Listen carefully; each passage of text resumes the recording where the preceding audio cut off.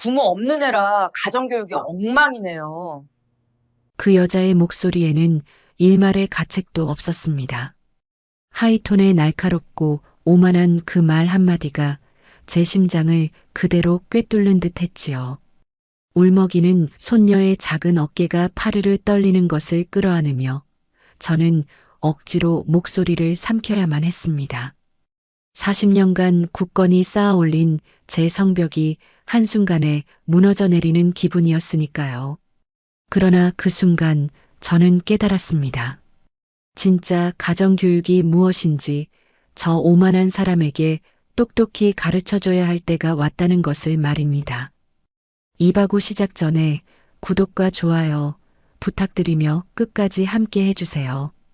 이야기는 그날로부터 정확히 보름 전으로 거슬러 올라갑니다. 제 이름은 한숙자입니다. 동네 사람들은 저를 그저 서연이 할머니라고 부르지요. 낡은 빌라 2층, 볕이 잘 들지 않는 작은 집에서 중학교 입학을 앞둔 손녀딸 서연이와 단둘이 살고 있습니다.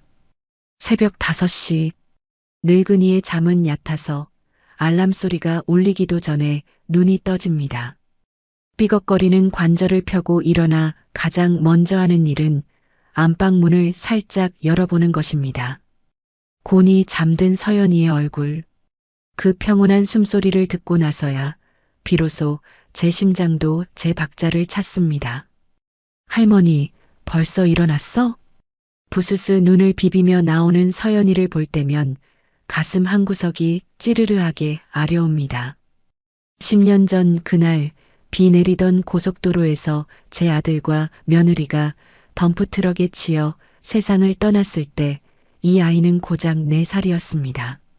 영정사진 속에서 환하게 웃고 있는 아들 내외를 보며 저는 피눈물을 삼켰습니다. 그리고 맹세했지요. 내 목숨이 붙어 있는 한 이 아이만큼은 남부럽지 않게, 아니 세상 그 누구보다 귀하게 키우겠노라고. 할머니, 나 오늘 교복 찾으러 가는 날인 거 알지? 알지, 알고 말고. 우리 강아지 중학생 되는 날인데 할미가 잊어버릴까봐. 갓 지은 따뜻한 밥에 콩나물국을 말아먹이는 제 손길이 분주합니다. 시장통에서 산 5,000원짜리 티셔츠를 입고 있지만 서연이는 불평 한마디 없는 착한 아이입니다. 하지만 사람들은 모릅니다. 제가 서연이 몰래 서재라 부르는 작은 방에 들어가면 전혀 다른 사람이 된다는 사실을요. 김비서 연결해. 서연이가 학교에 가고 난 뒤 저는 낡은 폴더폰 대신 서랍 깊숙한 곳에 숨겨둔 최신 스마트폰을 꺼내 듭니다. 목소리의 톤부터 달라집니다. 굽은 허리는 꼿꼿하게 펴지고 눈빛은 매섭게 변하지요. 네, 회장님. 연암 장학재단 1분기 이사회 안건 보고 드립니다. 수화기 넘어 김비서의 목소리가 깍듯합니다. 그렇습니다. 저는 대한민국 교육계에서 가장 큰 영향력을 가진 연암 장학재단의 이사장입니다. 남편이 남긴 작은 장학회를 40년 만에 굴지의 재단으로 키워낸 것이 바로 접니다. 제 손을 거쳐간 장학생만 수천 명, 기부한 학교 건물만 수십 채지요. 하지만 저는 철저히 제 정체를 숨겼습니다. 돈 냄새를 맡고 몰려드는 하이에나 같은 친척들, 그리고 어린 상속녀인 서연이를 노리는 위험한 시선들로부터 아이를 지키기 위해서였습니다. 서연이가 성인이 되어 스스로를 지킬 힘이 생길 때까지 저는 그저 못 배운 시장통 할머니로 남기로 했습니다. 이번에 지원할 장학생 명단 꼼꼼히 체크하게. 성적보다는 인성이야. 가난하다고 기죽지 않고 부자라고 거만하지 않은 아이들 위주로 뽑아. 명심하겠습니다, 회장님. 전화를 끊고 다시 낡은 몸빼바지를 입습니다. 거울 속에 비친 저는 다시금 초라한 노인입니다. 하지만 저는 이 모습이 좋습니다. 적어도 서연이 앞에서는 돈 냄새가 아닌 밥 냄새 나는 할머니이고 싶으니까요. 그런데 운명의 장난일까요? 할머니, 나 배정 통지서 나왔어. 학교에서 돌아온 서연이가 흔드는 종이를 받아든 순간 제 손이 멈칫했습니다. 배정학교 연암중학교, 연암중학교. 바로 제가 설립하고 제 재단이 운영하는 그 학교였습니다. 서울에서 가장 시설이 좋고 소위 있는 집 자식들이 다닌다는 그 귀족 학교에 서연이가 배정된 것입니다. 가슴 한구석에서 덜컥 소리가 났습니다. 기쁨보다는 걱정이 앞섰습니다. 그 학교가 어떤 곳인지 누구보다 잘 아는 저였으니까요. 겉으로는 명문이지만 그 속은 학부모들의 치맛바람과 재력 다툼으로 썩어 들어가고 있다는 보고를 수없이 받아왔습니다. 와, 우리 서연이 좋겠네. 거기 교복도 예쁘다던데. 응. 근데 할머니 거기 애들 되게 부자래. 나 따돌림 당하면 어떡하지? 서연이의 말에 저는 아이의 손을 꼭 잡았습니다. 거칠어진 제 손바닥 온기가 아이에게 전해지길 바랐습니다. 걱정 마라. 학교는 공부하러 가는 곳이지 돈 자랑하러 가는 곳이 아니야. 그리고 우리 서연이가 얼마나 귀한 아이인데 누가 감히 무시를 해? 하지만 그 말은 저 스스로에게 거는 최면과도 같았습니다. 입학식 날이 다가왔습니다. 빳빳하게 다려진 교복을 입은 서연이는 눈부시게 예뻤습니다. 제 아들을 쏙 빼닮은 눈망울이 반짝였습니다. 할머니, 이거 써야 한대.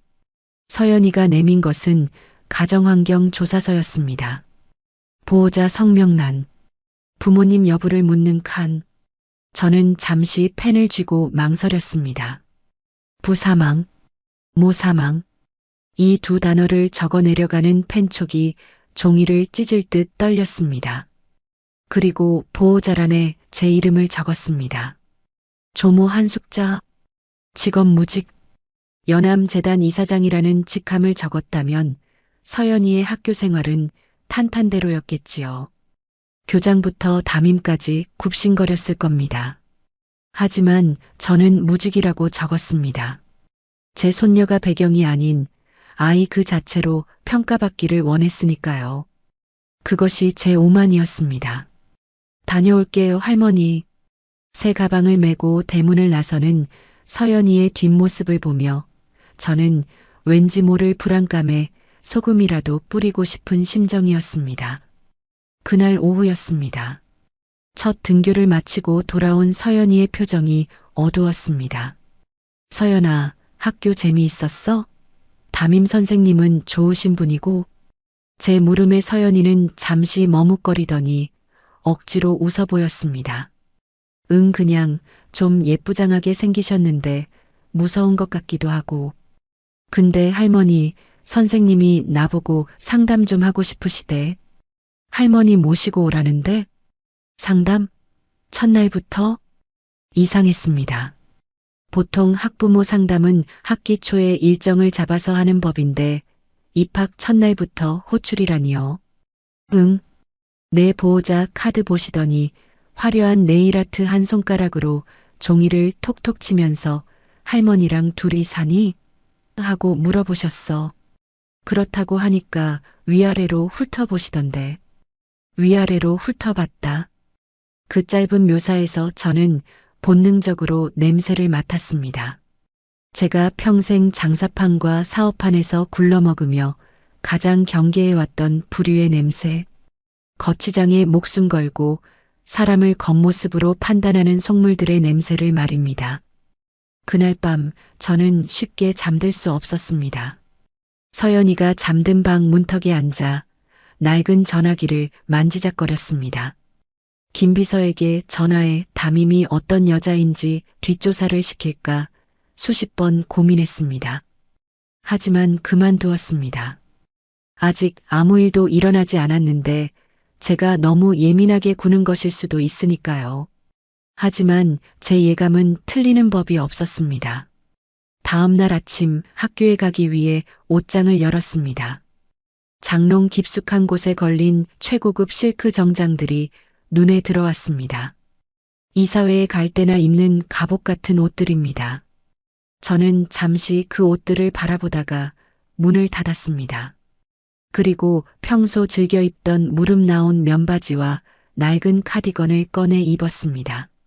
나는 서연이 할머니로 가는 거야. 이사장 한숙자가 아니라.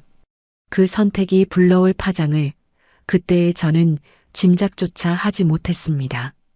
학교로 향하는 언덕길, 유난히 바람이 찼습니다. 교무실 문 앞에 섰을 때 안에서 들려오는 날카로운 웃음소리가 문틈으로 새어나왔습니다. 어머, 말도 마세요. 이번 반 배정 완전 꽝이라니까? 우리 반에 고아 하나, 조선가정 하나, 아유, 내 팔자야. 이번 시즌 샤넬백은 물 건너갔네, 진짜. 익숙한 목소리. 아니, 정확히는 어제 서연이가 묘사했던 그 말투였습니다. 교무실 안의 여자 목소리는 앙칼지고 경박했습니다. 저는 교무실 문고리를 잡은 채 굳어버렸습니다. 차가운 쇠 문고리의 감촉이 손바닥을 파고들었습니다. 심장이 쿵, 쿵, 쿵, 불길한 박동을 시작했습니다. 저는 숨을 크게 들이마시고 문을 열었습니다. 기익. 낡은 경첩 소리와 함께 교무실의 웃음소리가 뚝 끊겼습니다. 화려한 블라우스에 짙은 화장을 한 여교사 김미주 담임의 시선이 제 낡은 옷차림을 위아래로 훑어내리더군요. 그 눈빛에 서린 명백한 경멸. 그 찰나의 정적을 저는 평생 잊지 못할 것입니다. 어머, 누구세요? 김미주 선생은 쥐고 있던 핸드폰을 책상 위에 툭 던지듯 내려놓으며 물었습니다. 저를 바라보는 그 눈빛은 사람을 보는 눈이 아니었습니다. 마치 잘못 배달된 싸구려 택배 상자를 보는 듯한 귀찮음과 짜증이 뒤섞인 눈빛이었지요. 서연이 할미 되는 사람입니다. 선생님 뵙자고 해서. 제가 허리를 굽히며 들어가자 그녀는 그제야 아하며 입꼬리만 살짝 올렸습니다. 하지만 눈은 전혀 웃고 있지 않았습니다.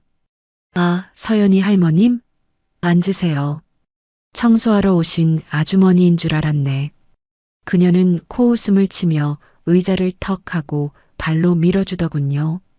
그 무례한 태도에 제 속에서는 천불이 일었지만 저는 짐짓 모르는 척 어수룩한 표정으로 의자 끝에 걸터 앉았습니다. 여기서 제 성질대로 했다가는 우리 서연이가 인질이 될 테니까요. 그저 두 손을 무릎 위에 가지런히 모으고 죄인처럼 고개를 숙였습니다. 서연이가 학교 생활은 잘하고 있나요? 친구들이랑은 잘 지내는지.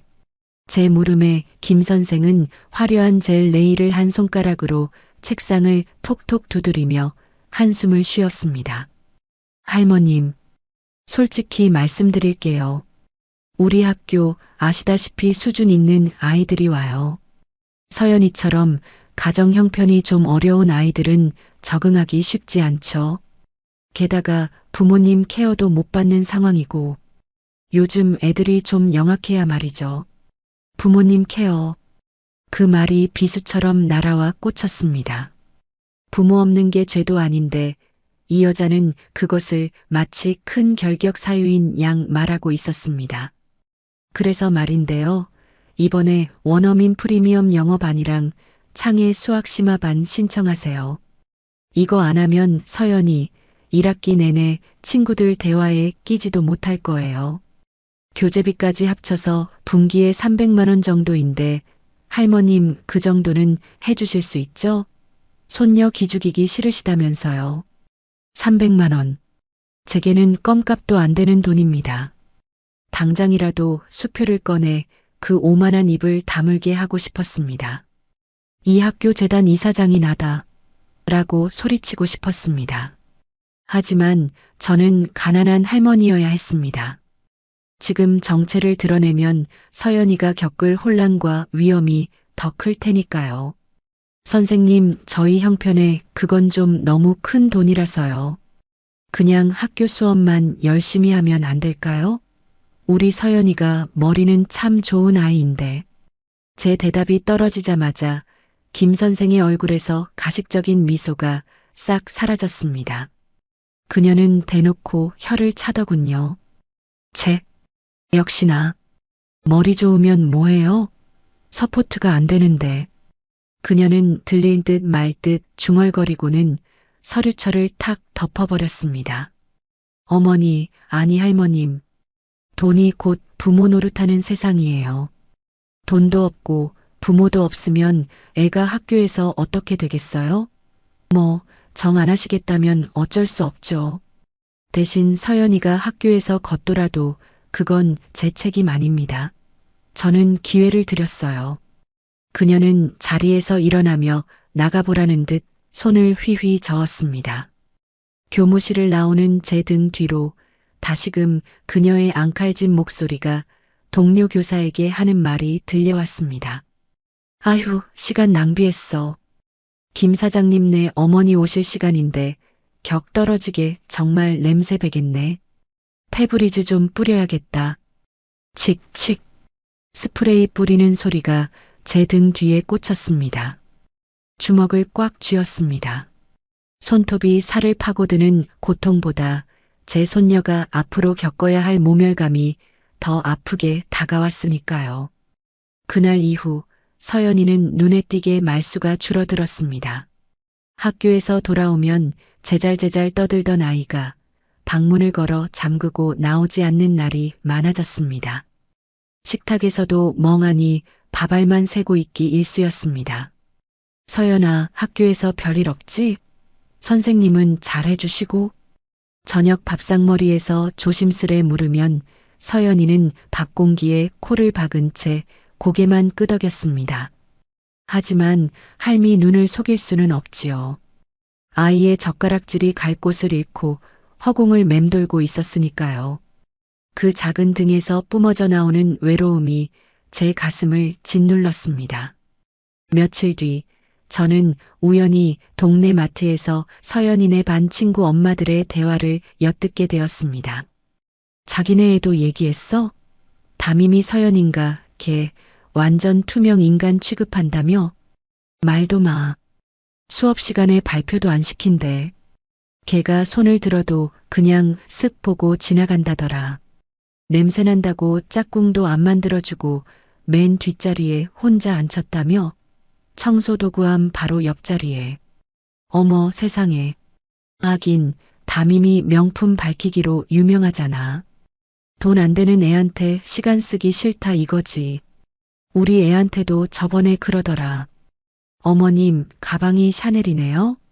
역시 센스가 남다르셔 하면서 아주 찰싹 달라붙는데 소름 돋았어. 심장이 쿵 하고 내려앉는 것 같았습니다. 내 귀한 손녀가 교실 구석 청소도구함 옆에 처박혀 투명 인간 취급을 당하고 있다니. 냄새가 난다니. 매일 아침 손빨래해서 다림질까지 한 깨끗한 옷을 입혀보내는데 그게 무슨 소리란 말입니까? 저는 당장 학교로 달려가 교장실 문을 박차고 들어가고 싶었습니다. 하지만 참아야 했습니다. 확실한 물증이 없으면 그 여우 같은 선생은 오해다, 훈육이었다 하며 딱 잡아뗄 게 분명했으니까요. 더 완벽한 기회를 노려야 했습니다. 그러던 어느 날 서연이가 평소보다 늦게 귀가했습니다. 옷은 흙투성이었고 눈은 퉁퉁 부어 있었습니다. 무릎에는 까진 상처가 선명했습니다. 서연아, 너 꼴이 왜 이래? 싸웠어? 넘어진 거야? 놀란 가슴으로 달려가 아이를 살피는데 서연이가 제 손을 획 뿌리쳤습니다. 처음 있는 일이었습니다. 늘 제 손을 잡고 부비던 살가운 아이였는데 할머니 우린 왜 이렇게 가난해? 아이는 울먹이며 소리쳤습니다.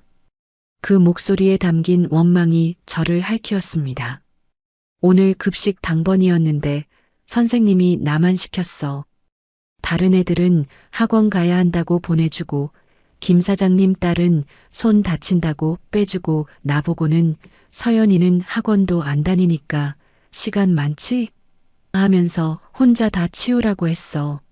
무거운 식판 나르다가 넘어졌는데 애들이 다 나보고 킥킥대고 웃는데 선생님은 와보지도 않았어.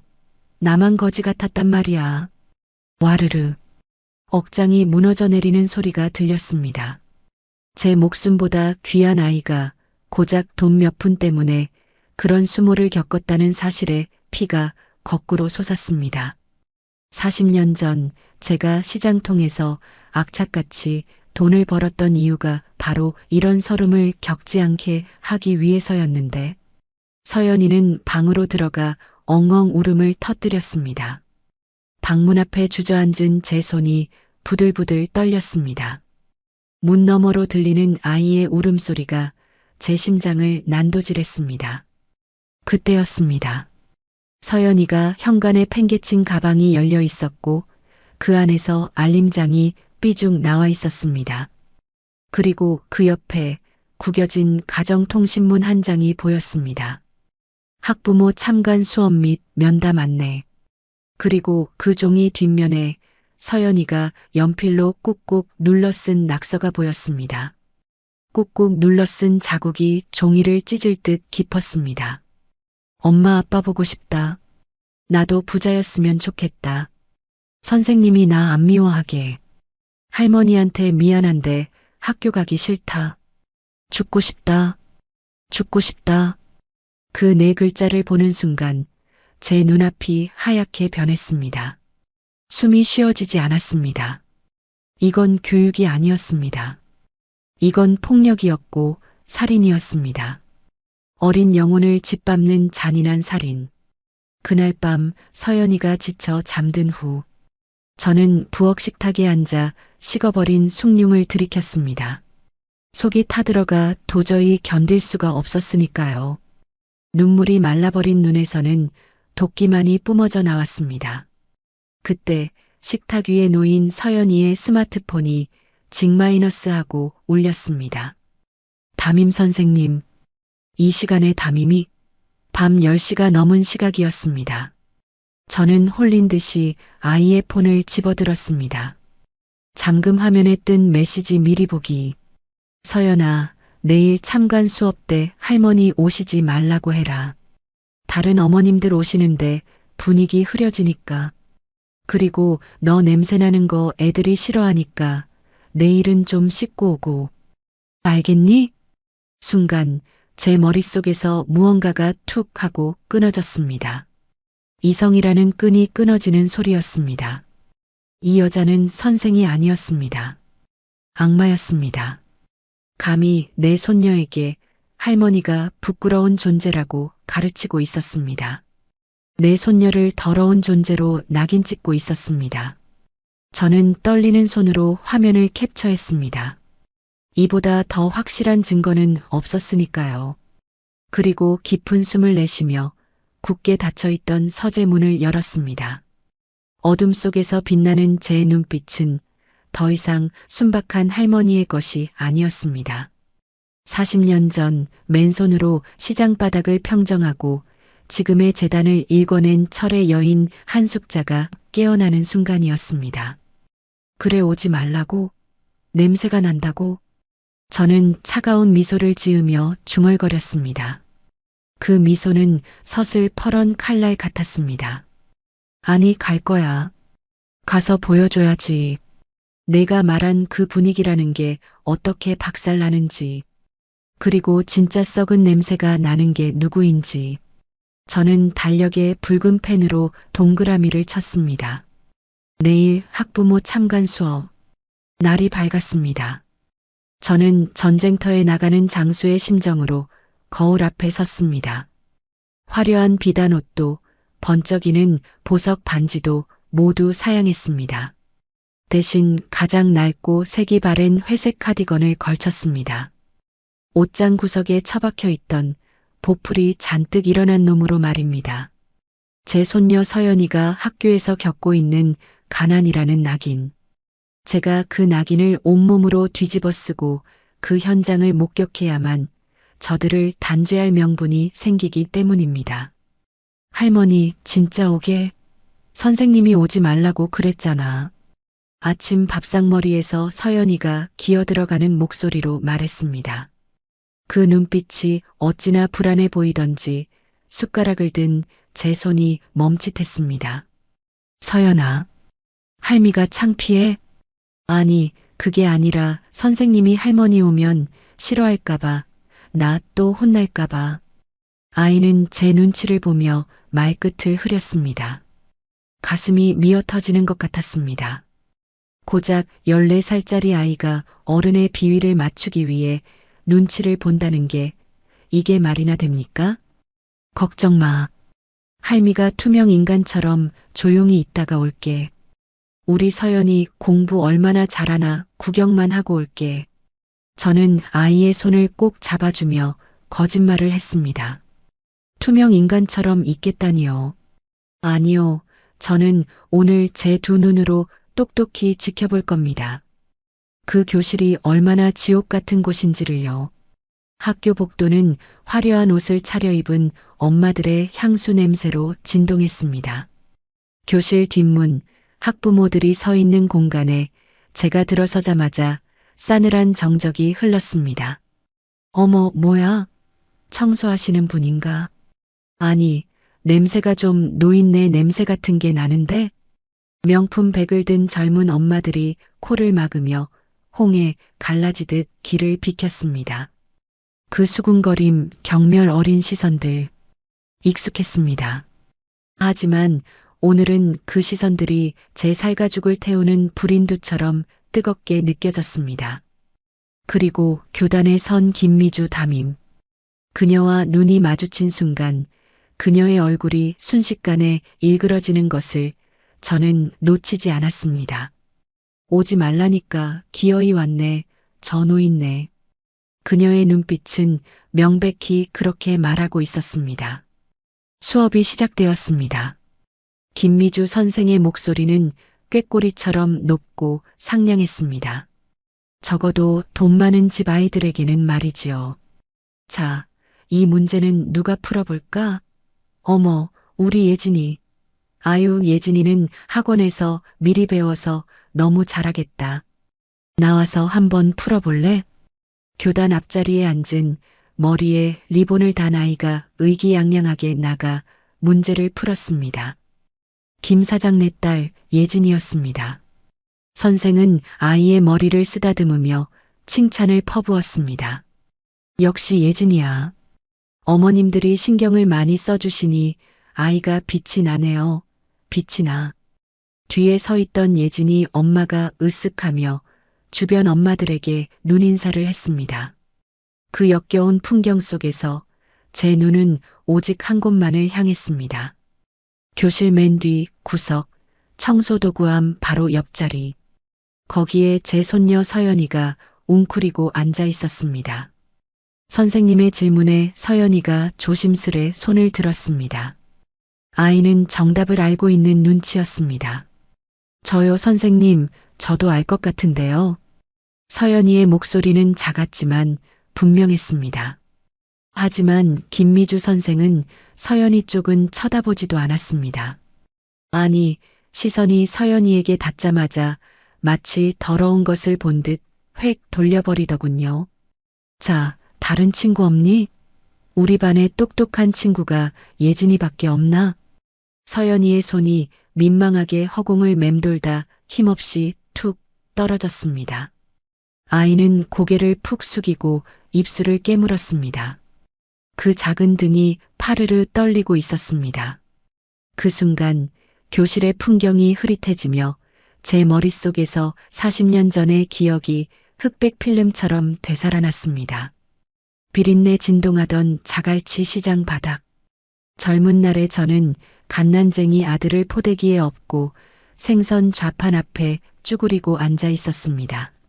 남편을 잃고 가진 기술이라곤 생선 배 따는 것밖에 없던 시절이었습니다. 아줌에, 생선 냄새 나니까 저리 좀 가요. 손님 다 떨어지게. 아이고, 애새끼가 울어제끼는데 장사가 되겠나? 재소음 붙었네, 진짜.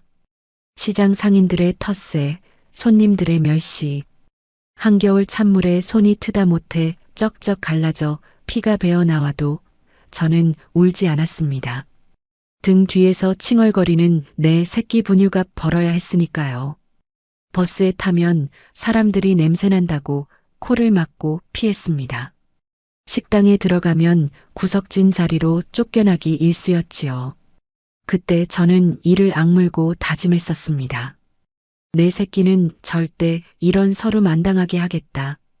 돈이 없어서 힘이 없어서 무시당하는 꼴은 내 눈에 흙이 들어가도 안 본다. 그렇게 악착같이 돈을 벌었습니다. 남들이 버린 생선 대가리를 주워다 국을 끓여 먹으면서도 아들에게는 따뜻한 고기 반찬을 먹였습니다. 내 손에서 비린내가 지워지지 않아도 아들의 옷에서는 섬유유연제 향기가 나게 했습니다. 그렇게 키운 아들이었는데 허망하게 먼저 보내고 이제 남은 건 저 핏덩이 같은 손녀 하나뿐인데 지금 저 교실 구석에서 제 손녀가 40년 전에 저처럼 앉아 있습니다. 냄새난다고, 돈 없다고, 부모 없다고 세상의 구석으로 내몰려 고개를 숙이고 있습니다. 제 40년의 세월이 그 피땀 흘린 노력이 고작 저 얄팍한 선생의 혀 놀림 한 번에 부정당하고 있는 것입니다. 눈앞이 뿌옇게 흐려졌습니다. 눈물이 주름진 뺨을 타고 흘러내렸습니다. 슬픔 때문이 아니었습니다. 너무나 미안해서였습니다. 할미가 멍청해서, 할미가 못나서 내 귀한 새끼가 저런 꼴을 당하게 했다는 자책감에 가슴이 찢어질 것만 같았습니다. 수업이 끝나는 종소리가 울렸습니다. 자, 오늘 수업은 여기까지. 어머님들 바쁘실 텐데 와주셔서 감사해요. 상담하실 분들은 순서대로 교무실로 오세요. 김미주 선생은 학부모들에게 영업용 미소를 날리며 교실을 나갔습니다. 저는 떨리는 손으로 눈물을 훔쳤습니다. 손수건도 필요 없었습니다. 거친 손등으로 벅벅 문질러 닦았습니다. 더 이상 눈물은 필요 없습니다. 슬퍼하는 것은 여기까지입니다. 이제는 값을 치르게 해줄 시간입니다. 저는 서연이가 보지 못하게 얼른 뒷문으로 빠져나왔습니다. 그리고 복도 끝에 있는 화장실로 들어갔습니다. 거울 속에 비친 제 눈은 붉게 충혈되어 있었지만 그 눈빛만은 40년 전 시장 바닥에서 생선배를 가르던 그 젊은 날의 도끼로 번들거리고 있었습니다. 김미주 그래, 상담 오라고 했지? 저는 주머니에서 구겨진 쪽지 하나를 꺼냈습니다. 서연이가 받아온 상담 안내문이었습니다. 상담실 밖 복도 의자에 앉아 제 차례를 기다리는 시간은 마치 사형 선고를 기다리는 죄수의 시간처럼 더디게 흘렀습니다. 복도 바닥은 어찌나 반질반질한지 낡은 제 운동화가 비쳐 보일 정도였습니다. 지나가던 아이들이 힐끔거리며 저를 쳐다봤습니다. 그 순진한 눈망울 속에 담긴 호기심조차 오늘따라 왜 그리 날카롭게 느껴지던지요. 상담실 안에서는 간간히 웃음소리가 새어나왔습니다. 교무실 문틈으로 흘러나오는 소리는 이곳이 학교가 아니라 마치 고급 사교 클럽이라도 된 듯했습니다. 어머, 선생님, 이 스카프 너무 잘 어울리세요. 지난번 유럽 여행 갔다가 면세점에서 선생님 생각나서 하나 샀는데 역시 제 안목이 틀리지 않았네요. 호호. 아유, 예진 어머님도 참.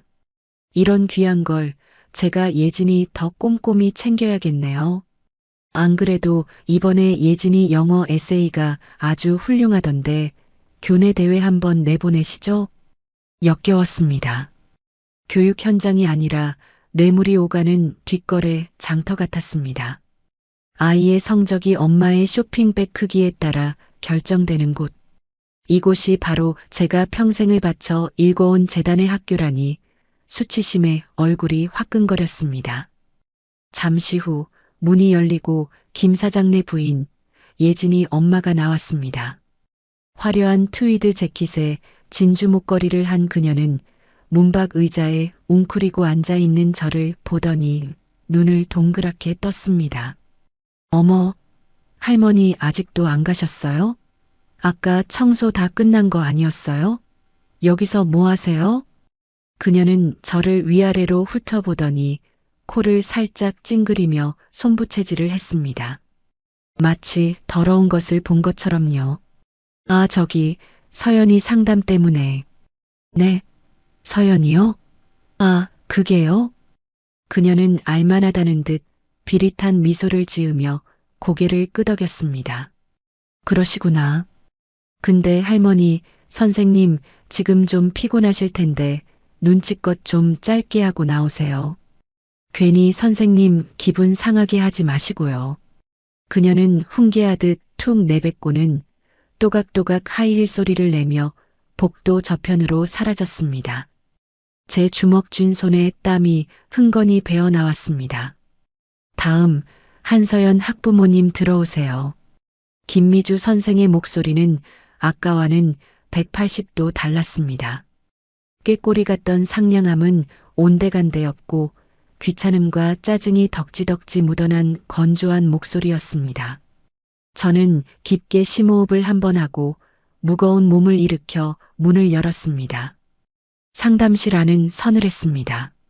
서연이는 이미 교실에서 불려와 고개를 푹 숙인 채 책상 옆에 죄인처럼 서 있었습니다. 앉으세요. 김 선생은 저를 쳐다보지도 않고 모니터만 응시하며 말했습니다. 마우스 휠을 굴리는 소리만 딸깍, 딸깍, 신경질적으로 울렸습니다. 책상 위에는 아까 예진이 엄마가 주고 간 명품 로고가 박힌 쇼핑백이 보란 듯이 마치 훈장처럼 올려져 있었습니다. 할머님, 제가 바쁜데 굳이 오시라고 한 건 서연이 문제 때문이에요. 서연이 문제라니요? 무슨 일 있습니까? 아니, 글쎄 서연이가 오늘 급식 시간에 반찬 투정을 하다가 식판을 엎었지 뭐예요? 덕분에 다른 애들 옷에 국물이 다 튀고 아주 난리도 아니었어요. 급식실 바닥이 엉망이 돼서 조리원 여사님들이 얼마나 고생했는지 아세요? 서연이가 고개를 번쩍 들었습니다. 늘 순하고 말대꾸 한 번 안 하던 아이의 눈에 억울함이 가득 고여 있었습니다. 선생님, 저 투정 부린 거 아니에요. 국이 너무 뜨거워서 식판을 잡았는데 손이 데어서 저도 모르게 놓친 거예요. 어른 말씀하시는데 어디서 말대꾸니? 너 지금 내가 잘했다는 거야? 실수라도 남한테 피해를 줬으면 죄송하다고 빌어야지. 어디서 핑계를 대? 김 선생이 눈을 부라리며 앙칼지게 소리를 지르자 서연이는 다시 자라처럼 목을 움츠러뜨렸습니다. 저는 벌떡 일어나 아이에게 다가갔습니다. 서연이의 손을 잡아보니 10손가락 끝이 모두 벌겋게 부어올라 물집이 잡혀가고 있었습니다. 제 가슴이 덜컥 내려앉았습니다. 선생님, 애 손 좀 보세요. 이렇게 되었잖습니까? 얼마나 뜨거웠으면 양호실부터 보내야 하는 거 아닙니까? 치료가 먼저지 야단치는 게 먼저입니까? 제가 떨리는 목소리로 항변하자 김 선생은 픽 하고 비웃음을 흘렸습니다. 어머 할머님, 지금 저 가르치시는 거예요? 애가 칠칠맞게 굴어서 사고 친 걸 가지고 뭘 그리 유난이세요? 요즘 애들 집에서 오냐오냐 하니까 학교 와서도 제멋대로라니까. 그녀는 의자 등받이에 거만하게 기대앉으며 팔짱을 꼈습니다. 그리고 저를 빤히 쳐다보며 말을 이었습니다. 그리고 세탁비는 어떻게 하실 거예요? 튀긴 옷들이 다 비싼 브랜드 옷들인데 그거 다 물어주실 능력은 되세요? 제가 볼 땐 힘드실 것 같은데. 그녀의 시선이 제 낡은 카디건과 달아 빠진 운동화에 머물렀다 떨어졌습니다. 노골적인 조롱이었습니다. 돈 없으면 입 다물라는 무언의 압박. 그깟 세탁비 물어주면 될 거 아닙니까? 하지만 선생님, 아이가 다쳤는데 걱정 한마디 안 하시는 건 너무하신 거 아닙니까? 참나. 할머니, 지금 상황 파악이 안 되세요?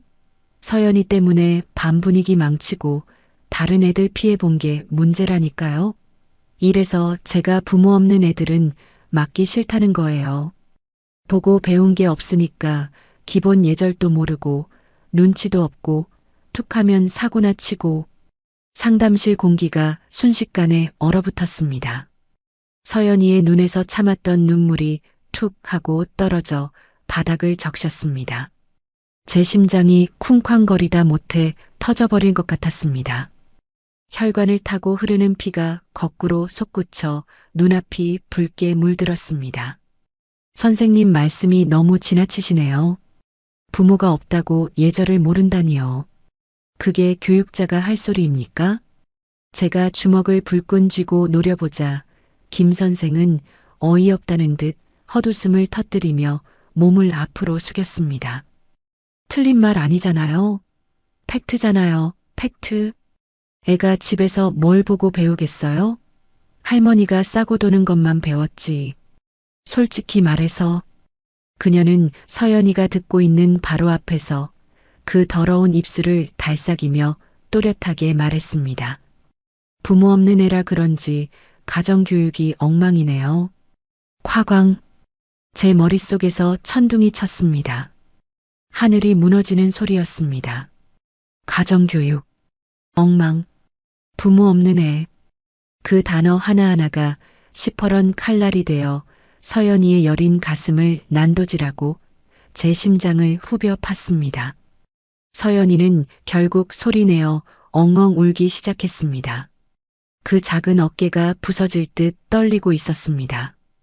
당장이라도 저 책상을 뒤집어 엎고 내가 이 학교 주인이다. 내 목줄을 쥐고 있는 이사장이다. 라고 소리치고 싶었습니다. 저 건방진 여자의 뺨을 올려붙이고 머리채를 휘어잡고 싶었습니다. 하지만 지금은 아닙니다. 지금 여기서 제가 폭발하면 저는 그저 행패 부리는 무식한 할머니가 될 뿐입니다.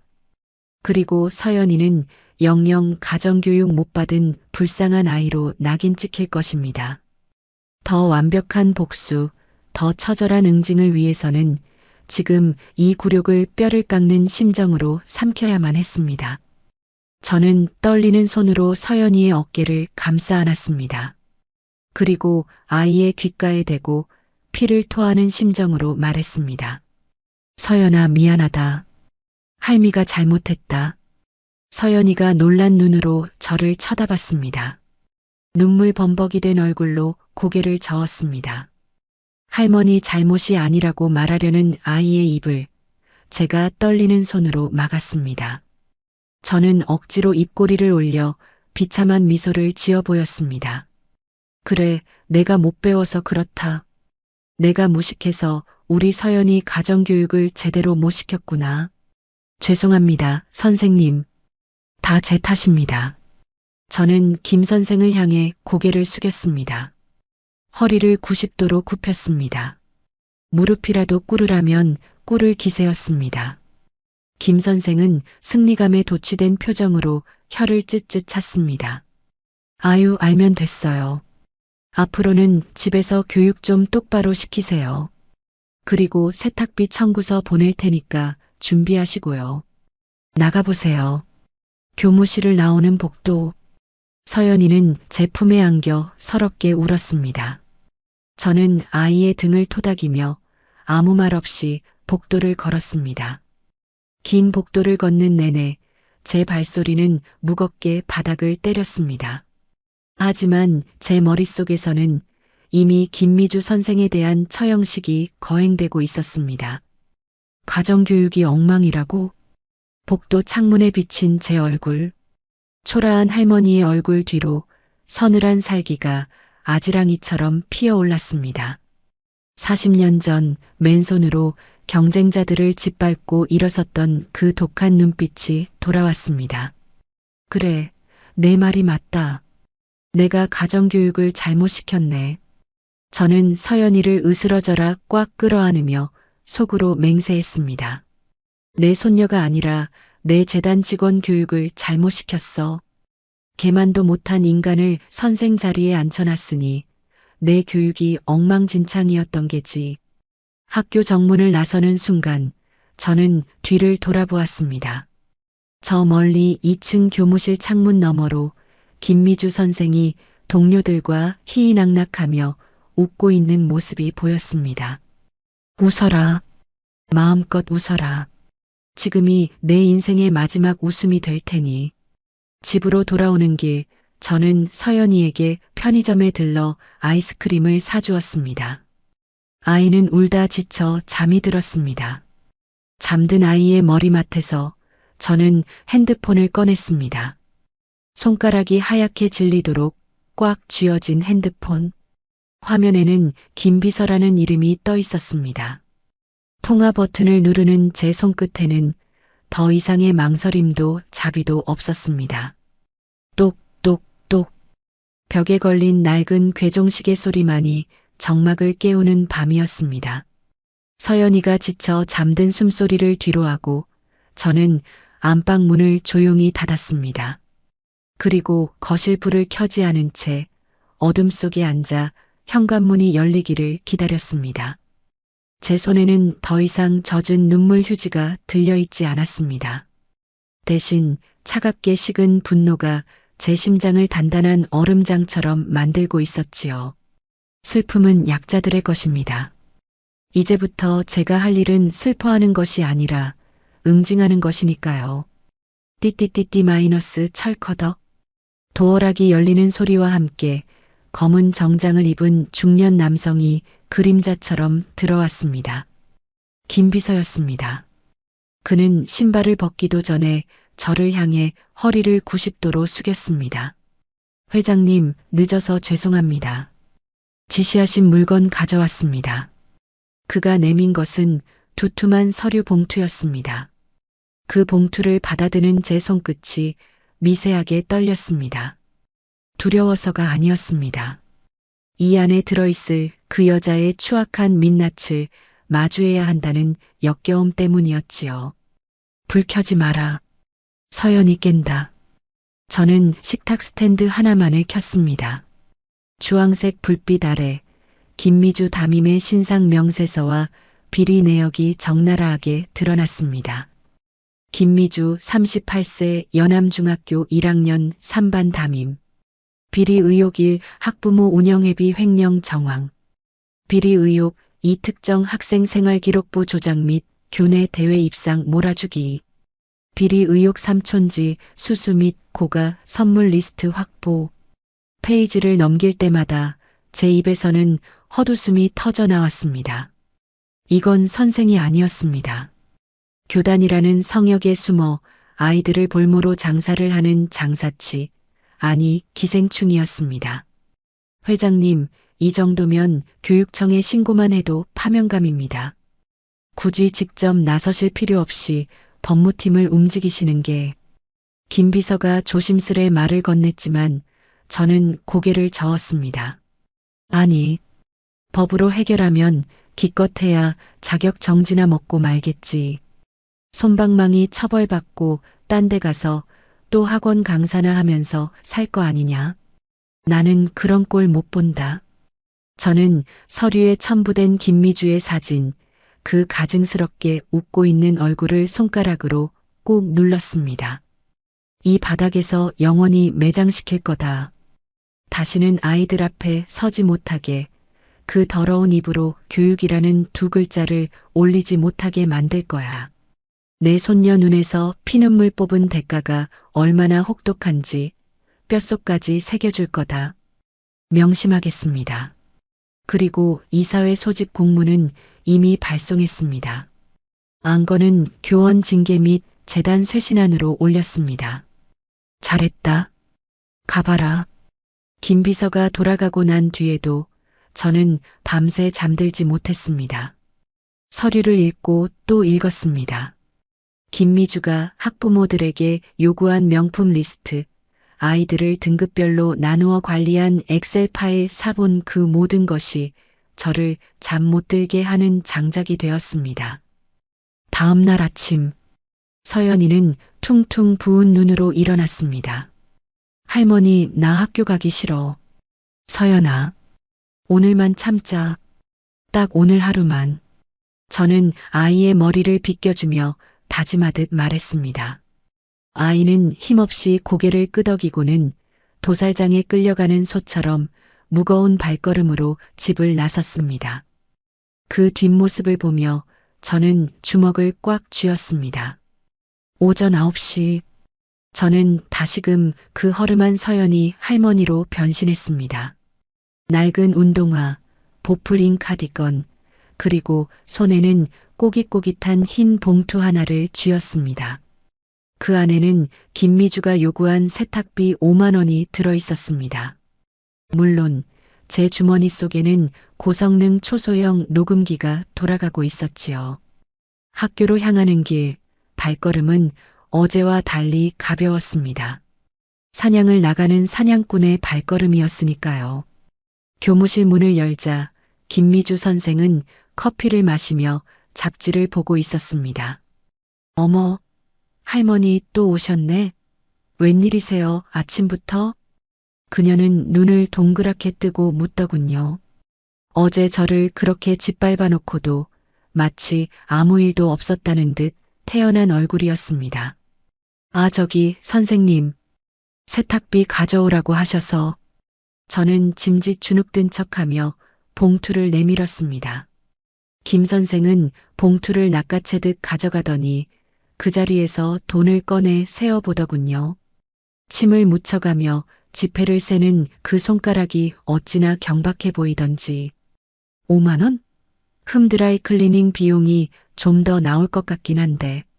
뭐 정성이 갸륵하니 이걸로 퉁쳐드릴게요. 근데 할머니, 이거 꼬깃꼬깃한 거 봐. 어디서 쌈짓돈이라도 털어오셨나 봐요? 그녀는 돈 봉투를 서랍에 툭 던져 넣으며 비웃었습니다. 선생님, 우리 서연이 이제 좀 잘 봐주세요. 애가 기가 죽어서 밥도 잘 못 먹습니다. 부탁드립니다. 저는 마지막으로 한 번 더 미끼를 던졌습니다. 제발 인간이라면 여기서라도 멈추라고. 하지만 그녀는 기어이 그 미끼를 덥석 물더군요. 아니 할머니, 제가 뭐 서연이를 괴롭히기라도 했단 말씀이세요? 애가 적응을 못하는 걸 왜 제 탓을 하세요? 솔직히 말해서 수준 차이. 나는 애가 여기 와서 물 흐리는 거 다른 학부모님들이 얼마나 싫어하는지 아세요? 주제를 좀 아셔야지. 주제. 그래. 내가 말하는 그 주제 파악 내일 확실히 시켜주마. 저는 속으로 쾌재를 불렀습니다. 녹음기는 이 모든 모욕을 빠짐없이 기록하고 있었으니까요. 죄송합니다. 제가 주제 넘었습니다. 그럼 잘 부탁드립니다. 저는 비굴하게 고개를 숙이고 교무실을 나왔습니다. 등 뒤에서 아우 냄새. 짠내나. 라는 그녀의 혼잣말이 들려왔지만 저는 되려 미소를 지었습니다. 그 말이 곧 내 유언이 될 테니까요. 복도를 걸어 나오는데 저 멀리서 화려한 정장을 입은 중년 여성 무리가 다가오고 있었습니다. 학교 운영위원회 임원들이었습니다. 그중 맨 앞에 선 여자, 학부모 회장인 최 여사. 그녀는 제 재단이 후원하는 건설사 사장의 부인이자 저를 몇 번 사석에서 뵌 적이 있는 인물이었습니다. 아차. 피할 새도 없이 그녀와 눈이 딱 마주쳤습니다.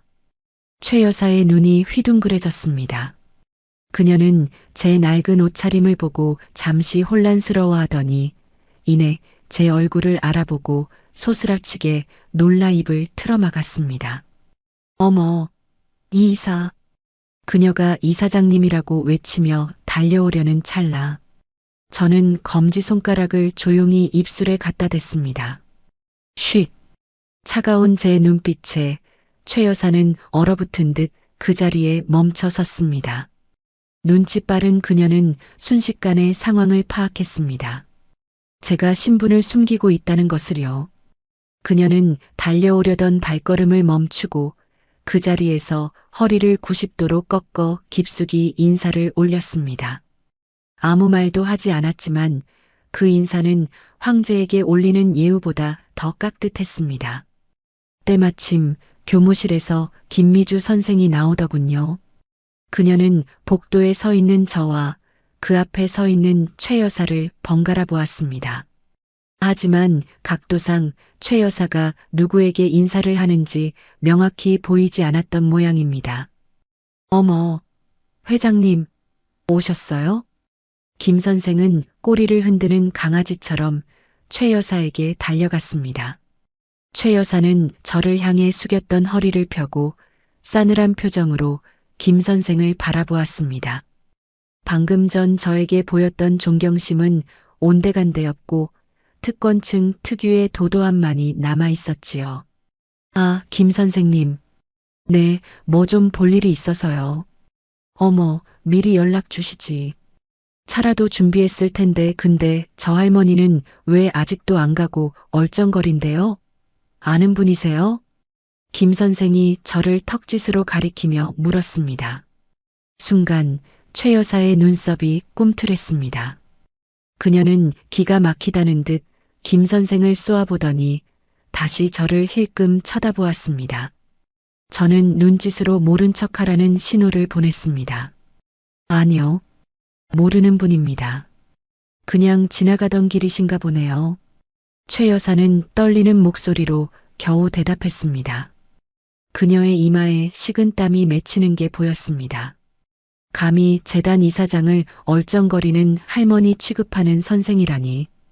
그녀의 눈에는 김미주 선생이 이미 시체처럼 보였을지도 모릅니다. 그럼 그렇지. 할머니, 빨리 안 가시고 뭐 하세요? 외부인이 함부로 돌아다니시면 안 된다니까요. 김 선생이 저에게 앙칼지게 소리쳤습니다. 저는 아무 말 없이 최 여사에게 눈인사를 건네고 천천히 학교를 빠져나왔습니다. 등 뒤에서 최 여사가 김 선생에게 선생님, 근데 목소리가 좀 크시네요. 교육자가 품위 없이라고 핀잔을 주는 소리가 들려왔습니다. 김 선생이 당황해서 쩔쩔매는 소리도 함께요.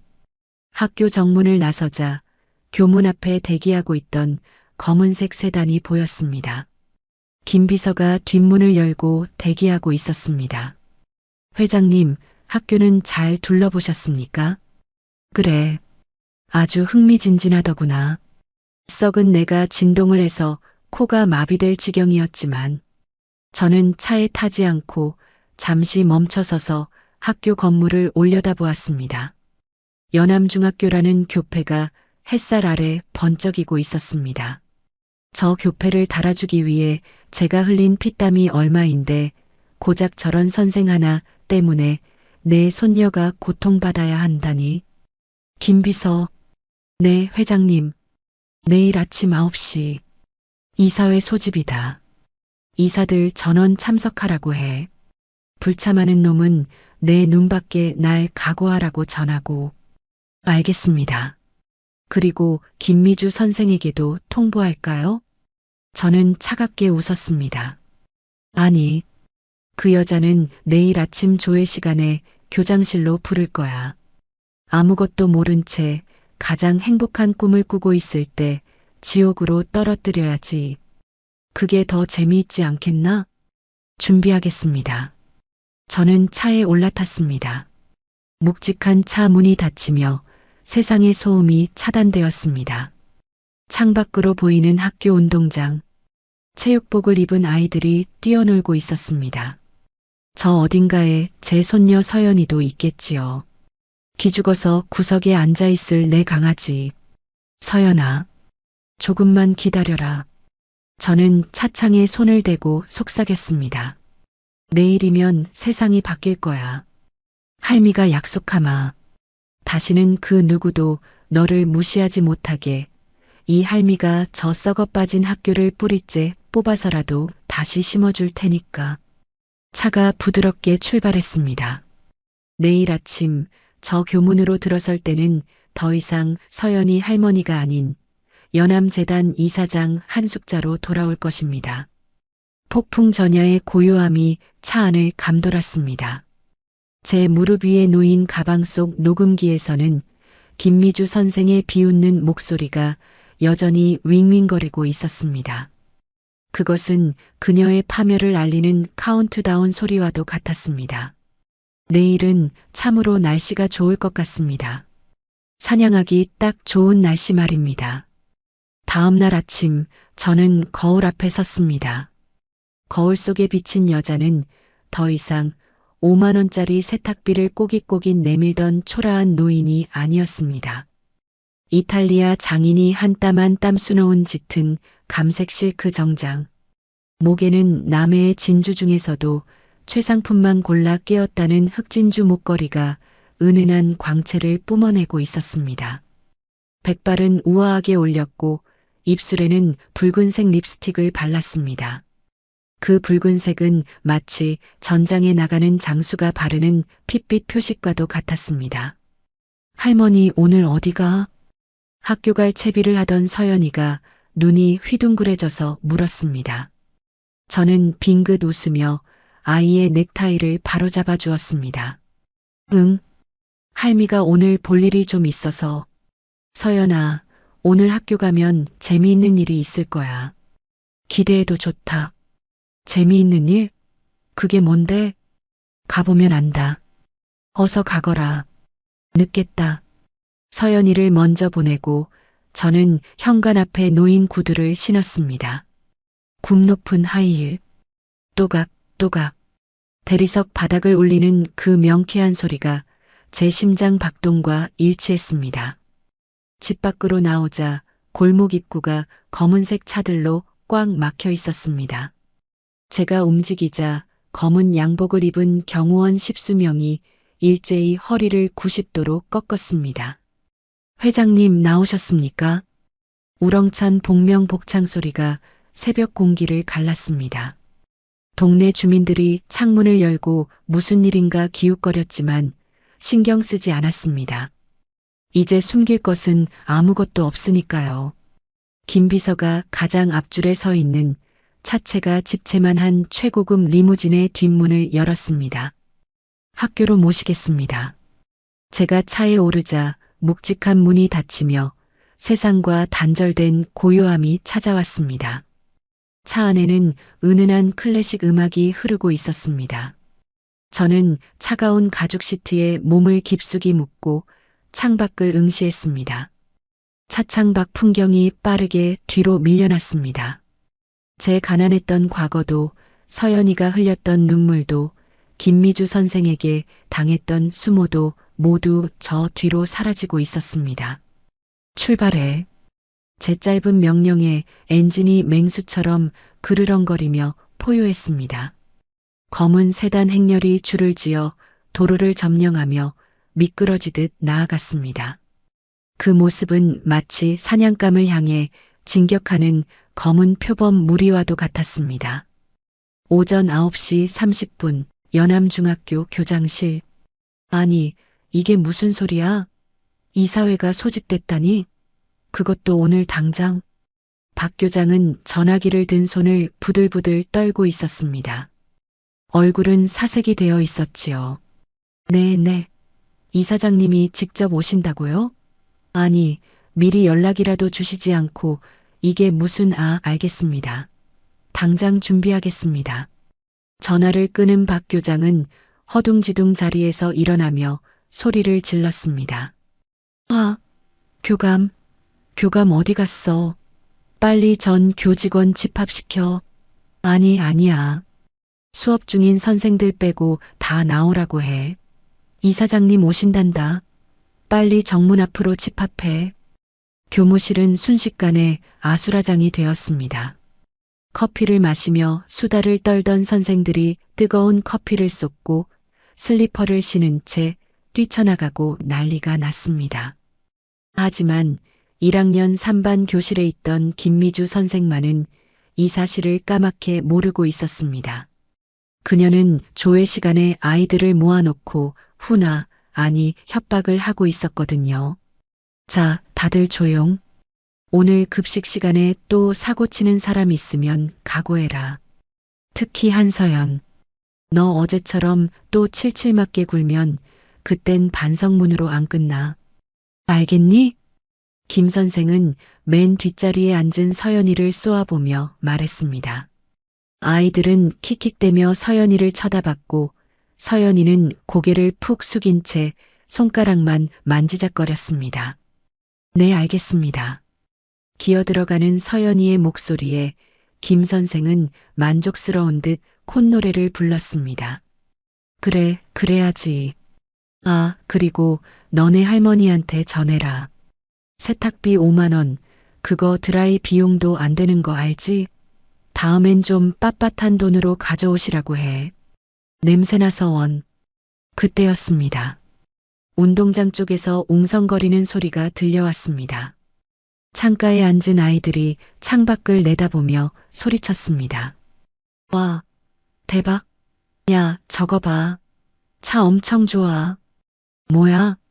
영화 찍나? 벤츠가 몇 대야? 김 선생은 미간을 찌푸리며 창가로 다가갔습니다. 이 녀석들이 공부는 안 하고 뭐 하는 거야? 조용히 안 해? 그녀가 창밖을 내다본 순간 그녀의 입도 떡 벌어졌습니다. 검은색 최고급 세단 10여 대가 줄지어 운동장으로 들어오고 있었습니다. 그 위용은 마치 대통령 행렬 같았습니다. 맨 앞 선두 차량에는 금색 엠블럼이 번쩍이고 있었지요. 어머, 누구지? 교육감님이 오셨나?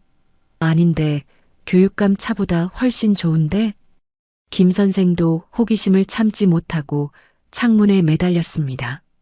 그때 본관 건물 현관문이 열리더니 박 교장과 교감이 버선발로 뛰어나오는 게 보였습니다. 얼마나 급하게 뛰어나왔는지 박 교장의 구두 한 짝이 벗겨져 뒹굴었지만 그는 아랑곳하지 않고 짝짝이 신발로 달려가 맨 앞 차량 앞에 도열했습니다. 세상에 교장쌤 저러는 거 처음 봐. 아이들이 수군거렸습니다. 차가 멈추고 조수석에서 내린 수행비서가 뒷문을 열었습니다. 교장과 교감이 허리를 90도로, 아니 폴더폰처럼 완전히 접어 인사했습니다. 그리고 그 차에서 내린 사람은 화려한 은빛 머리카락을 우아하게 올리고 짙은 선글라스를 낀 노부인이었습니다.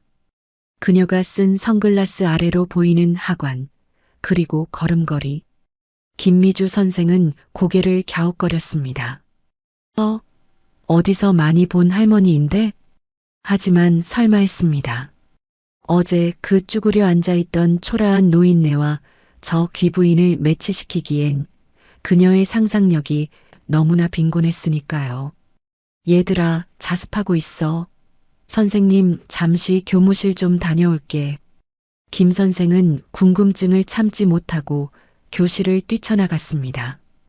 혹시나 높은 분이 오셨다면 얼굴 도장이라도 찍어야 콩고물이라도 떨어질 테니까요. 그녀는 거울을 보며 화장을 고치고 옷매무새를 다듬으며 교무실로 향했습니다. 교무실 복도는 이미 긴장감으로 팽팽했습니다. 다른 선생님들은 모두 숨소리도 죽인 채 벽에 붙어 서 있었습니다. 저벅, 저벅, 저벅. 복도 끝에서 들려오는 구두 굽소리. 그 소리는 마치 심판의 날을 알리는 북소리처럼 규칙적이고 위압적이었습니다. 박 교장의 안내를 받으며 걸어오는 노부인. 그 뒤를 따르는 검은 정장의 사내들. 김미주 선생은 그 행렬을 보고 꿀꺽 침을 삼켰습니다. 대체 누구길래 저래? 재단 이사장이라도 되나? 그때 노부인이 교무실 앞 바로 김미주 선생이 서 있는 곳에서 멈춰 섰습니다. 김 선생은 얼떨결에 배꼽 인사를 했습니다. 아, 안녕하십니까. 노부인은 천천히 선글라스를 벗었습니다. 그 순간 김미주 선생의 심장이 덜컥 하고 멈추는 것 같았습니다. 선글라스 뒤에 감춰져 있던 그 눈. 어제 자신을 향해 비굴하게 눈물을 흘리던 그 눈이 아니었습니다. 서슬 퍼런 도끼와 40년 세월의 풍파를 이겨낸 거목의 위엄이 서린 눈빛. 하지만 분명 어제 그 할머니였습니다.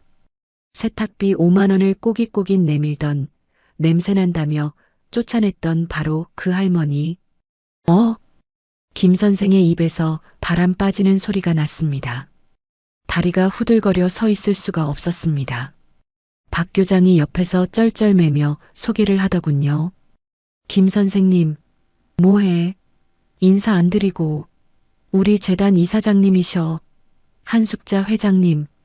이 이사장님? 김 선생의 눈동자가 지진 난 듯 흔들렸습니다. 머릿속이 하얗게 타버렸습니다. 이게 꿈인가? 몰래 카메라 같은 건가? 아니면 내가 미친 건가? 어제 그 냄새나던 할망구가 내 밥줄을 쥐고 있는 재단 이사장이라고? 한숙자 이사장은, 아니 저는 굳어버린 김 선생을 위아래로 천천히 훑어보았습니다. 어제 그녀가 저에게 그랬던 것처럼 말이지요. 경멸과 조소를 가득 담아서. 그리고 한 걸음 더 가까이 다가갔습니다.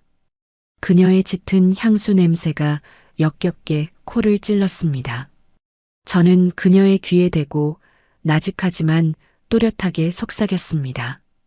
어제 그녀가 내 손녀 앞에서 내뱉었던 그 말을 그대로 돌려주기 위해서. 자네가 말한 그 가정교육 말이야. 제 목소리에 김 선생이 히익하고 숨을 들이켰습니다. 우리 재단에서 다시 시켜야겠구먼. 아주 기초부터 말이야. 저는 그녀의 어깨에 묻은 먼지를 손으로 툭툭 털어주었습니다. 마치 더러운 것을 털어내듯이. 그 손길에 김 선생의 다리가 풀렸습니다. 그녀는 털썩하고 차가운 복도 바닥에 주저앉고 말았습니다.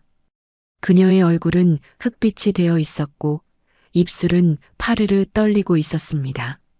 저는 쓰러진 그녀를 내려다보며 차갑게 미소 지었습니다. 왜 그러나? 세탁비 5만 원이 부족해서 그러나? 더 챙겨줄까? 교무실 안의 모든 교사들이 경악하여 입을 다물지 못했습니다.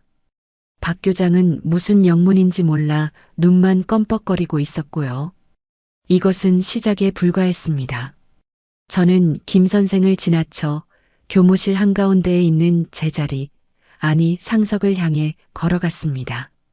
저벅. 이제 이 학교의 공기는 바뀔 것입니다. 돈 냄새가 아닌 진짜 사람의 냄새가 나는 곳으로. 그 대청소를 위한 첫 번째 쓰레기가 방금 제 발밑에 쓰러져 있었습니다. 지금부터 연암 장학재단 긴급 이사회를 개회합니다. 김 비서의 묵직한 목소리가 회의실의 정막을 갈랐습니다. 회의실 상석에 앉은 저는 천천히 고개를 들어 좌중을 둘러보았습니다. 박 교장을 비롯한 학교 간부들, 그리고 긴급 호출을 받고 달려온 이사들이 침을 꿀꺽 삼키며 제 눈치를 살피고 있었습니다. 그리고 그 맞은편 피고인석과도 같은 자리에 김미주 선생이 앉아 있었습니다. 아니, 앉아 있다기보다는 의자에 녹아내리고 있다는 표현이 더 정확하겠군요. 그녀의 얼굴은 하얗게 질려 있었고 덜덜 떨리는 손을 감추려 테이블 밑으로 꽉 쥐고 있었습니다. 안건은 교원 김미주의 비리 혐의 및 징계의 건입니다. 김 비서가 안건을 낭독하자 김미주가 발작하듯 고개를 들었습니다. 이 이사장님, 이건 오해입니다. 제가 비리라니요. 저는 그저 아이들을 위해서, 학교 발전을 위해서 열심히 일한 죄밖에 없습니다. 그녀는 억울하다는 듯 눈물까지 글썽이며 호소했습니다. 악어의 눈물이었지요. 열심히 일했다? 저는 찻잔을 내려놓으며 나직하게 물었습니다. 그래, 자네가 얼마나 열심히 일했는지 한번 볼까? 제가 눈짓을 보내자 김 비서가 대형 스크린에 화면을 띄웠습니다. 화면 가득 김미주의 비리 장부가 펼쳐졌습니다. 김 사장의 진 부 300만 원 상품권 수수, 최 여사온 영회장 명품 백수수, 박 원장 학원장 학생 알선 리베이트 500만 원. 스크린에 자신의 이름이 뜨자 김미주의 눈이 튀어나올 듯 커졌습니다. 회의실 안이 술렁거렸습니다. 아니, 저게 다 뭐야? 선생이 촌지를 받아? 세상에, 학원이랑 뒷거래까지 했어? 이사들이 혀를 차며 수군거렸습니다. 김미주는 사색이 되어 소리쳤습니다. 아니에요. 저건 조작입니다. 누가 절 모함하려고 꾸민 짓이에요. 교장 선생님, 교장 선생님은 아시잖아요. 제가 얼마나 학교를 사랑하는지. 그녀는 다급하게 박 교장을 쳐다봤습니다. 평소 그녀의 뒤를 봐주던 든든한 뒷배였으니까요. 하지만 박 교장은 황급히 고개를 돌리며 헛기침을 했습니다. 김 선생 자중해. 증거가 이렇게 명백한데 어디서 발뺌이야? 자네 정말 실망이군. 네. 교장 선생님? 김미주는 믿을 수 없다는 표정으로 입을 벌렸습니다. 박 교장은 제 눈치를 보느라 식은땀을 뻘뻘 흘리며 김미주를 철저히 외면했습니다. 침몰하는 배에서 쥐새끼들이 가장 먼저 탈출한다더니 딱 그 꼴이었습니다. 증거가 부족한가 보군. 그럼 이건 어떤가? 저는 주머니에서 녹음기를 꺼내 재생 버튼을 눌렀습니다. 지지직거리는 소음 뒤에 김미주의 날카로운 목소리가 회의실 스피커를 타고 울려 퍼졌습니다. 부모 없는 애라 그런지 가정교육이 엉망이네요. 이래서 제가 부모 없는 애들은 맡기 싫다는 거예요. 돈이 곧 부모 노릇하는 세상이에요. 돈도 없고 부모도 없으면 애가 학교에서 어떻게 되겠어요? 그녀의 육성이 적나라하게 공개되자 김미주는 비명을 지르며 귀를 막았습니다. 끄세요. 끄라고요. 하지만 녹음은 멈추지 않았습니다. 제가 꼬깃꼬깃한 5만 원을 건넬 때 그녀가 비웃던 소리, 냄새난다며 조롱하던 소리까지 모조리 흘러나왔습니다. 회의실 안은 찬물을 끼얹은 듯 조용해졌습니다. 이사들의 표정이 경멸로 일그러졌습니다. 저게 선생 입에서 나올 소리입니까? 가정교육이 엉망이라니 저런 천박한. 저는 녹음기를 끄고 싸늘한 눈으로 김미주를 쏘아보았습니다. 자네가 말한 가정교육이 이런 건가? 돈 없는 아이를 짓밟고 부모 없는 아이의 가슴에 대못을 박는 거? 그게 자네가 배운 교육학 개론인가? 이사장님, 그게 아니라 저는 훈육 차원에서. 훈육이라. 저는 자리에서 일어나 천천히 그녀에게 다가갔습니다. 그녀는 겁에 질려 의자 뒤로 몸을 잔뜩 움츠렸습니다. 내 손녀 서연이. 자네가 부모 없는 애라고 무시했던 그 아이가 매일 밤 내 품에서 얼마나 울었는지 아나? 자네가 냄새난다고 쫓아낸 그 자리가 그 아이에게는 지옥이었어.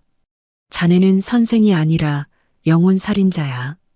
소손녀요? 김미주는 그제야 사태의 전모를 파악한 듯 했습니다. 서연이 할머니가 이사장이라는 사실이 단순한 우연이 아니라 피로 이어진 관계였다는 것을요. 그녀의 다리가 사시나무 떨듯 떨리기 시작했습니다. 잘못했습니다. 이사장님, 제가 죽을 죄를 지었습니다. 한 번만 용서해 주십시오. 제가 눈이 멀어서 다시는 안 그러겠습니다. 김미주는 바닥에 무릎을 꿇고 제 다리를 붙잡으며 오열했습니다. 바닥에 머리를 쿵쿵 찌우며 빌었습니다. 하지만 제 마음속에는 요만큼의 자비심도 생기지 않았습니다. 그녀가 서연이에게 했던 짓을 생각하면 이 정도는 약과였으니까요. 용서는 사람이 하는 거야. 짐승은 용서의 대상이 아니지. 저는 그녀의 손을 차갑게 뿌리쳤습니다. 김비서 조치해. 네, 회장님. 김비서가 서류 한 장을 김미주 앞에 던졌습니다. 파면 통지서였습니다. 김미주 씨, 본 재단 징계위원회 결정에 따라 금일부로 파면 조치합니다. 또한 촌지 수수 및 횡령 혐의로 경찰에 고발 조치될 예정입니다. 교원 자격 박탈은 물론이고 형사처벌도 피하기 어려울 겁니다. 파면이요? 안 돼요. 저 10년 동안 얼마나 고생했는데 퇴직금은요? 연금은요?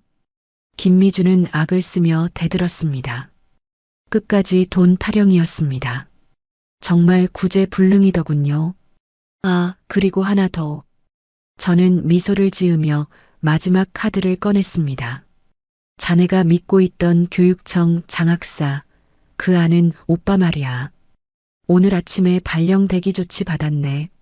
자네랑 주고받은 청탁 문자가 다 교육감실로 넘어갔거든. 김미주의 눈동자가 텅 비어버렸습니다.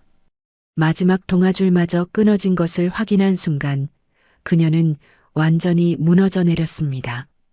그녀는 바닥에 주저앉아 멍하니 천장만 바라보았습니다. 경비원, 뭐해? 이 여자 당장 끌어내. 박 교장이 호들갑을 떨며 소리쳤습니다. 경비원들이 들어와 김미주의 양팔을 잡고 질질 끌고 나갔습니다. 질질 끌려가는 그녀의 하이힐 한 짝이 벗겨져 뒹굴었습니다.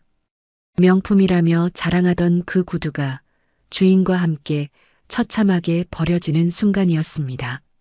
이사장님, 잘못했어요. 살려주세요. 으앙. 복도 끝으로 사라지는 그녀의 비명이 마치 단말마처럼 잦아들었습니다. 회의실에는 다시 정적이 찾아왔습니다. 하지만 그 정적은 아까와는 달랐습니다. 썩은 환부를 도려낸 후의 개운함이 감돌고 있었습니다. 저는 다시 자리에 앉아 겁에 질린 이사들과 교사들을 둘러보았습니다. 오늘부로 우리 학교는 다시 시작합니다. 돈으로 아이들을 차별하는 선생, 뒷돈 챙기는 선생, 내 눈에 띄면 그날로 끝입니다. 명심하세요. 내가 지켜보고 있습니다. 네, 명심하겠습니다. 우렁찬 대답 소리가 회의실을 울렸습니다. 저는 창밖을 내다보았습니다. 운동장에서는 아이들이 뛰어놀고 있었습니다. 저 어딘가에 있을 내 손녀 서연이. 이제 그 아이를 괴롭히던 먹구름은 모두 사라졌습니다. 회의가 끝나고 밖으로 나오자 복도에 학부모 회장 최 여사가 서 있었습니다. 그녀는 저를 보자마자 다가와 고개를 숙였습니다. 이사장님 정말 몰라 뵙고 제가 죽을 죄를 지었습니다. 그녀 역시 김미주와 한통속이었던 공범이었습니다. 하지만 그녀는 학부모였고 또 다른 방식으로 교육이 필요한 사람이었습니다. 최 회장, 자네도 자식 키우는 어미 아닌가? 네, 그렇습니다. 내 손녀가 겪은 일을 자네 딸 예진이가 겪었다면 자네 심정이 어땠겠나? 최 여사의 얼굴이 붉어졌습니다. 그녀는 아무 말도 하지 못했습니다. 부모의 재력이 아이의 계급장이 되어서는 안 되네.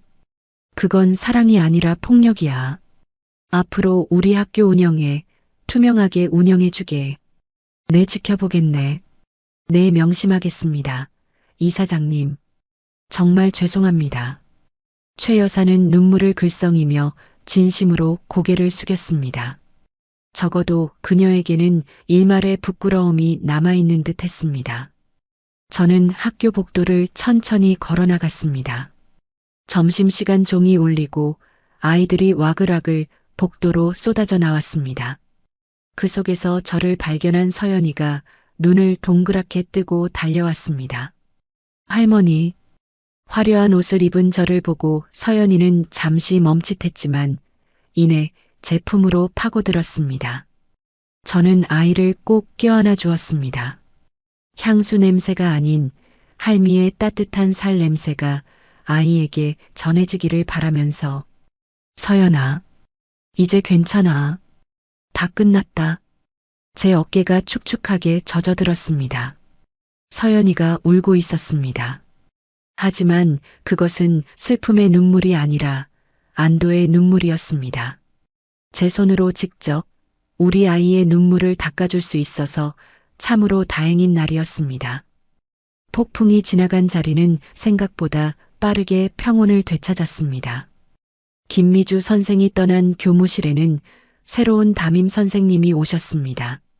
나이가 지긋하고 웃을 때 눈가에 주름이 자글자글 잡히는 인상 좋은 남자 선생님이었지요. 그분은 아이들의 가정 형편이나 부모의 직업 따위는 묻지 않았습니다.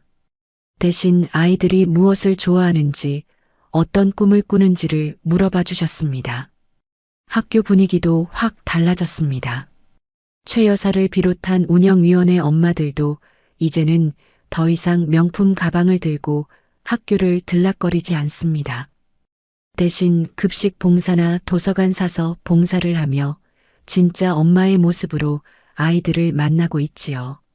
제가 보여주기식 봉사는 필요 없다. 진심으로 아이들을 대하라고 엄포를 놓은 탓도 있겠지만 그녀들도 느낀 바가 있었겠지요. 어느 맑은 오후 이사장실 창가에 서서 운동장을 내려다보았습니다.